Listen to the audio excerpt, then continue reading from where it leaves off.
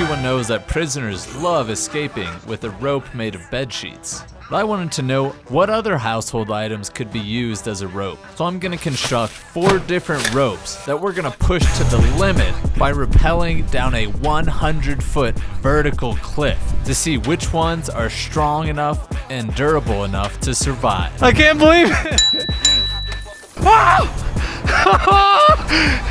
You good? Oh, baby! This climbing rope can hold 2,400 pounds. Oh, wait, kilograms. Oh, shit. When you're rappelling, 100% of your weight is dependent on the rope that you're suspended by. I don't like that creaking. So that means they'll have to hold about 175 pounds. oh, my balls. So first, I need to gather my materials to build my 4 100-foot ropes, starting with Christmas lights. Look at these lights. That was weeks ago. Weeks ago. Christmas is gone. I told y'all, it's January 5th. These are fair game now. My main concern with the Christmas lights is the strength of the wire and if I can manage to hold on as I descend the cliff. Now the second rope will be made of bed sheets. As we saw, this one's tried and true, but it's basically a 100-foot sail.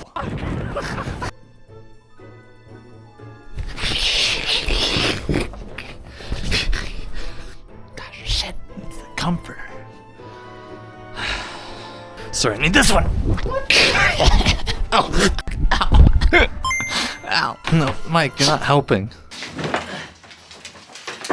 And I'll build the third rope out of plastic wrap. It's so thin and stretchy. For this one, I'm worried about strength, durability, and gripping that slippery nonsense.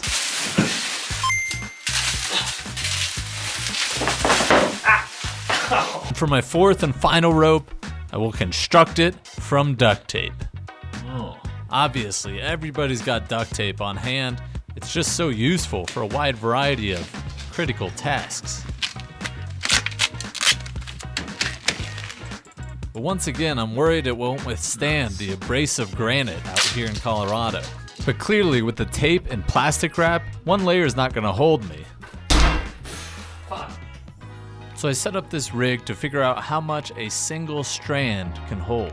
But you might be wondering, Cole, what's all this bullshit in your garage behind you? I've been busy the last few years, and since I'm too small to have any advertisers, I figure I'll advertise myself. So if you like things like this, and you want to support my nonsense, check out my older projects and subscribe to the channel, because I'm building some of the dumbest shit on the internet every month. And if you really like what you're seeing, sign up for my Patreon or a YouTube membership. It will help me make these projects bigger and better, and get me one step closer to doing this full time. 5. Here we go, 5 pounds. I hear it. Another 5. It is stretching to the limit. Oh my god, okay. Literally held 60 pounds, just like the internet said. 3 of these should do it, and 4 should do it easily. But I like playing on the edge. So I can be sure it'll hold my weight, but I'm still nervous about how rough that rock is. Next up, I'll test out the plastic wrap. God, this gives me so much anxiety. I hate this. Let's do another 5. Oh! Let's do another 5. Dude! That's gotta bust. Look at that stretch. Whoa! 5 more. Wow. That's 90 pounds. It could hold 90 pounds. Now I gotta be more meticulous than a mohel on a busy Monday. Just one mistake and the whole rope is ruined. Even the smallest tear could lead to a catastrophic failure on the wall. And if I did my job right, this should hold 240 pounds and get me down there no problem. And now for the duct tape. I always try to be resourceful and use what I have lying around.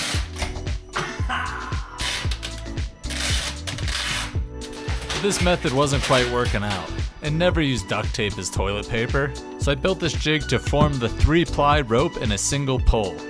And this should hold just enough at 180 pounds. And for my last 2 ropes, I'm gonna depend on knots. Now the first knot that I'm gonna use is called a square knot. And don't worry, we plucked out all 300 bulbs so there wouldn't be any glass left on the route. And to make the rope of bed sheets, I'll use a knot conveniently named the sheet bin. Now why aren't kids learning knots in school? You can tie things to the roof, you can tie onto your harness, or you can even tie up your victims.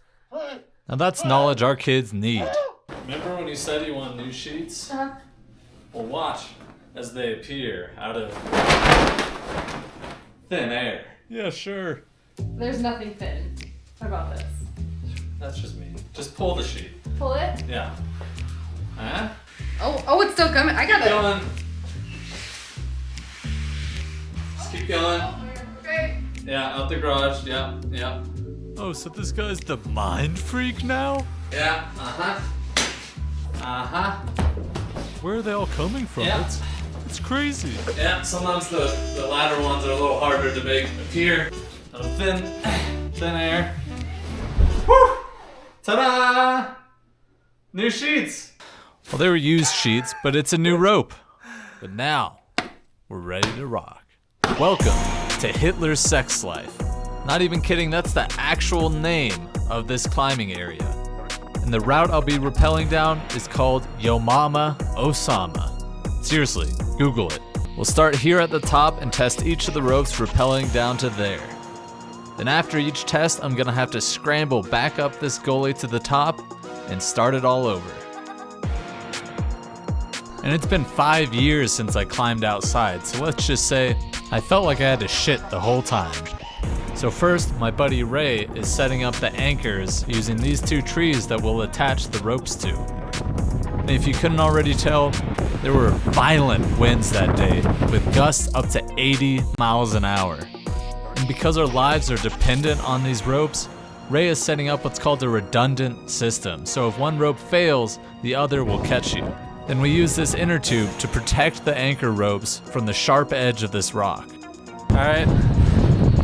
I'll see you in hell. And now Ray can rappel to the bottom where he's gonna belay me on the safety rope. So if my homemade ropes snap, the real climbing rope is gonna catch me. You're good, Colin!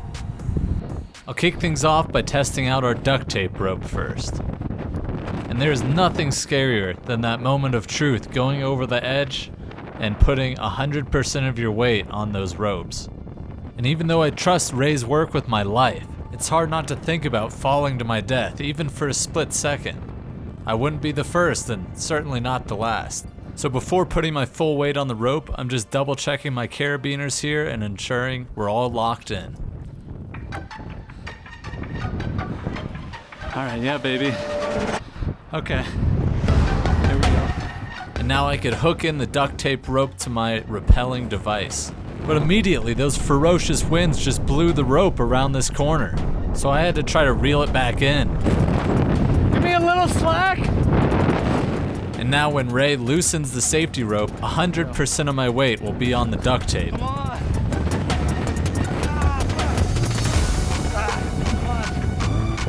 But I knew unless I could get this duct tape rope unstuck, it'd be impossible to rappel down this whole cliff. I'd run out of rope. So I finally gathered it all together and then looked like one of those bears with tapeworms coming out of their ass.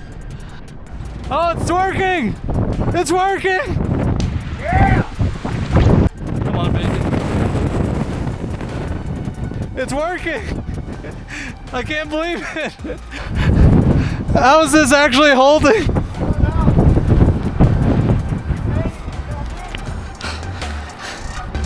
Just enough tape! Oh my god, come on! Ah!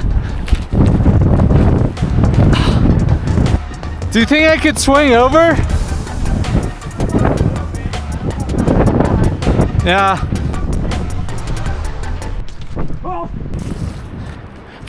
Oh! There it goes! Woo! All right. Lower. Damn, I thought it was gonna work. But my theory is having to drag it across that rock did a bit of damage to the integrity of the tape. Dude, these are such tough conditions. Oh my god. I don't know why I didn't even think about how these light ass things would just flap in the wind like whee. So to prevent that on the plastic wrap, Ray attached the tail end to his harness and then raised the other end up to me like a flag. So I tied myself back onto the safety rope and prepared for round 2. And this time, knowing how fragile the plastic wrap is, I gotta be even more careful to not rub it up against this rock.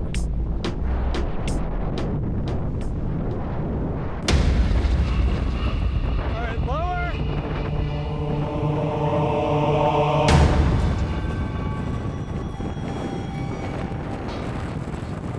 Oh, look at that stretch, dude. Holy shit. It's working! The plastic wrap said to have 800% stretch, so I kinda saw this coming, but it's crazy. Give me a little slack. Oh, baby. Oh, that stretch. Holy fuck. That's stretching so far. What the fuck? But what I didn't expect was the plastic texture was sticking to the metal, making it really tricky to slide down the rope. But at least I didn't have to pull it against the rock. Oh my god. Wow! You good? Woo! Oh, baby! Alright. Woo! Alright, bring me down! Oh my gosh! Well, that makes 0 for 2. My theory is that the tension on my braid for each strand wasn't equal, so it weighted some parts more than others until it snapped. Tell me what you think happened in the comments, because it should have held over 200 pounds and I feel like we did everything right. Oh, dude. That snap, that sound, it just I was like, ah! Yeah, I looked down and saw you like face down on the ground. I was like, oh shit. Oh my god. And next up was the bed sheets, but with this intense wind, we started to get a bit nervous. It's gonna be heavy pulling up, obviously. It's probably gonna pull me over. You have to anchor, like sit in the crack. I think I agree. If it's one of those 50, 60 mile an hour gusts, and that sheet's up there. Not even just for me, for you up there getting like fucking tossed, like slipping the rock and shit. Yeah. You won't be able to just get off of it very easily. That's true. 'Cause it might, like, You get tangled up on it, yeah, with all that fabric. Well, But we didn't drive all the way out to Hitler's sex life just to give up.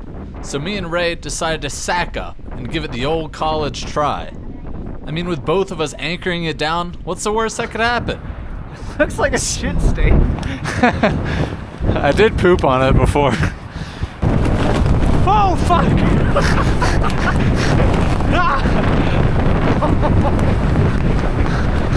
Oh my god, that hit like a truck. Yeah. I think that's good. Point proven. Get this shit down. This fucking death trap. Well, it's clear you have to have absolutely no wind for a 100-foot rope of sheets to actually work. If I were on that thing when a gust hit, you would have seen a bunch of Collie's crudge cheese grated against the wall. But we already know it can hold a human's weight, and unfortunately it was just too dangerous to test that day. But now we can move on to our fourth and final rope, the Christmas lights. Because of each of the little sockets, I'm not going to be able to run the lights through my rappelling device. So I slapped on a pair of gloves and decided to manhandle it the whole way down Bear Grylls style. No gear needed. But what about the safety rope and your harness and the helmet? What harness? Shut up, idiot. Alright, just a little slack, a little bit. Then ever so gently, I eased my weight onto the Christmas lights. And I was surprised at how well I could actually grip it. I mean, out of all of these, this was the last one that I thought would work for even a second. But that thing busted faster than a 17-year-old after prom. That's pretty quick. From what I could tell, it ripped right on one of the bulbs. So I guess if you find yourself about to fall off your roof after putting up Christmas lights, don't bother. Just take the hit. What are you gonna do? Well, that's that. There was like a split second where I was like, wait, is it gonna... That one felt the sketchiest going over the side for some reason. I mean, the wind is getting stronger. Yeah. It's good timing to be wrapped. And now you know, use a real rope. Thanks for watching. Please subscribe and check out some of my other projects. Oh, and again, if you really like this, you can throw me a few bones on Patreon or in a membership.